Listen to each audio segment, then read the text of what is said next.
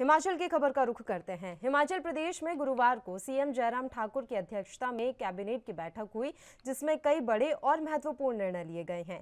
Cabinet बैठक में लिए गए फैसले के बाद अब हिमाचल में बसों में न्यूनतम बस किराया 5 रुपए होगा। इससे लोगों को राहत मिलेगी। इससे पहले न्यूनतम बस किराया 7 रुपए था, जिसे 5 रुपए किए जाने की सीएम जयराम ठाकुर ने घोषणा की थी। इस घोषणा पर आज कैबिनेट बैठक में मुहर लग गई है। इसके अलावा कैबिनेट बैठक में बड़ा फैसला लेते हुए प्रदेश में 452 पंप ऑपरेटरों के पद भरने को भी मंजूरी प्रदान की गई है। कैबिनेट की बैठक में शिक्षकों के लिए एक अहम फैसला लिया गया है। सीएम जयराम ठाकुर की अध्यक्षता में हो रही इस बैठक में कॉलेज और विश्वविद्यालय शिक्षकों को यूजीसी स्केल की मंजूरी प्रदान की गई।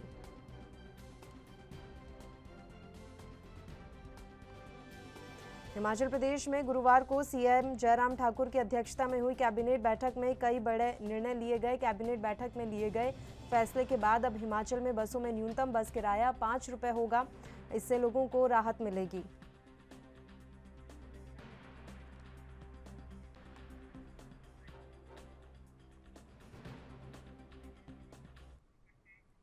और इस खबर पर तमाम जानकारी के साथ हिमाचल प्रदेश ब्यूरो चीफ टीना ठाकुर जी इस समय लाइव हमारे साथ जुड़ी हुई हैं। टीना जी, आपसे पूरी जानकारी चाहेंगे। हिमाचल प्रदेश में सीएम जयराम ठाकुर की अध्यक्षता में कैबिनेट की बैठक हुई है। बैठक में क्या और महत्वपूर्ण कौन-कौन से फैसले लिए गए हैं? जी, बिल्कुल, अभी कुछ देर पहले ही हिमाचल कैबिनेट की जो बैठक है वो खत्म हुई है और इसमें जो काफ़ी जो महत्वपूर्ण फैसले हैं वो लिए गए हैं। विभिन्न विभागों में जो पोस्ट थी, वो पद थे, वो भरने का फैसला लिया गया है। तो ऐसे में आज की जो कैबिनेट है काफ़ी महत्वपूर्ण थी, क्योंकि इसके बाद ठीक 10 जो अगस्त है उसको मानसून सत्र हिमाचल का शुरू होगा। तो उससे पहले की जो ये बैठक थी, ये पहली आपकी आवाज़ आ रही है टीना जी? ये पहली बैठक थी। कैसे बोलते हैं? टीना ठाकुर जी से हमारा संपर्क टूट गया। एक बार फिर से हम उनके साथ जुड़ने का प्रयास करते हैं। तो हिमाचल प्रदेश में गुरुवार को सीएम जयराम ठाकुर की अध्यक्षता में हुई कैबिनेट बैठक में कई बड़े निर्णय लिए गए हैं। कैबिनेट बैठक में लिए गए फैसले के बाद अब हिमाचल में बसों में न्यूनतम बस किराया 5 रुपए होगा। इससे लोगों को राहत मिलेगी। आपको बता दें कि आज गुरुवार को महत्वपूर्ण बैठक हुई है कैबिनेट की और इस बैठक में महत्वपूर्ण फैसले भी लिए गए हैं। इसके अलावा आपको ये भी बता दें कि कैबिनेट बैठक में बड़ा फैसला लेते हुए प्रदेश में 452 पंप ऑपरेटरों के पद भरने को भी मंजूरी प्रदान की है। कैबिनेट की बैठक में शिक्षकों के लिए भी अहम फैसला लिया गया है।